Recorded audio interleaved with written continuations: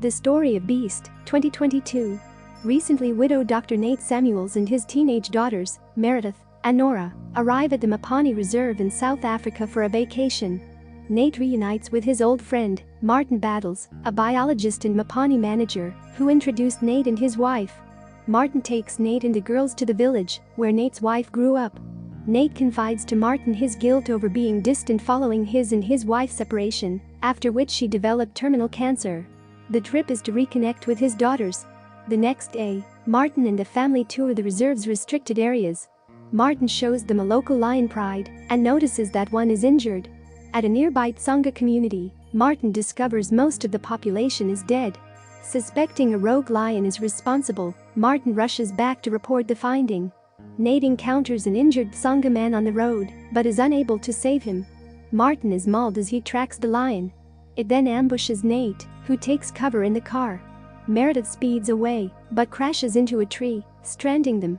Martin radios Nate on a walkie-talkie, warning him to stay away, saying the lion is using Martin as bait to lure the others out. As the radio is out of range to contact help, Nate assembles a tranquilizer rifle. He confronts the lion, hoping to subdue it long enough to recover Martin and trek back to civilization. The lion attacks and Meredith takes advantage of the distraction to save Martin. Nora stabs the lion with a tranquilizer dart after it knocks the gun from Nate's hands, causing the lion to retreat. Meredith brings Martin back to the car and Nate treats his wound. As night falls, the now recovering Martin speculates the lion went rogue after poachers killed its pride. Soon after, the poachers arrive and initially agree to transport the group to the village in exchange for payment. Tensions rise after the poachers spot Martin, an avid anti-poacher, inside the car. The lion attacks and scatters the poachers, killing most of them. Nate maneuvers his way past the lion and finds the poachers' truck keys. Back at the car, Martin holds the lion off long enough to allow the sisters to escape, though Meredith sustains a deep laceration to her side.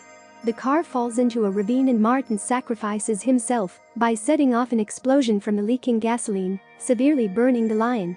Nate starts the truck and races away with Meredith and Nora. At an abandoned schoolhouse the poachers used as their base, Nate treats Meredith's wound, then forages for water. The lion appears and stalks the girls, but Nate returns and scares it off. Locking his daughters inside a room, Nate promises to return after subduing the lion. Luring it into an opening, Nate attracts the local lion pride which Martin helped raise. In the ensuing struggle, the lion mauls Nate, nearly killing him, until the pride patriarchs intervene and kill the rogue lion. A Mapani worker arrives and saves Nate as he falls unconscious. Awakening in a hospital, a recovering Nate tells his daughters he loves them. Sometime later, the three return to the preserve, this time as a united family, and recreate the photo Nate's late wife took of herself next to her favorite tree.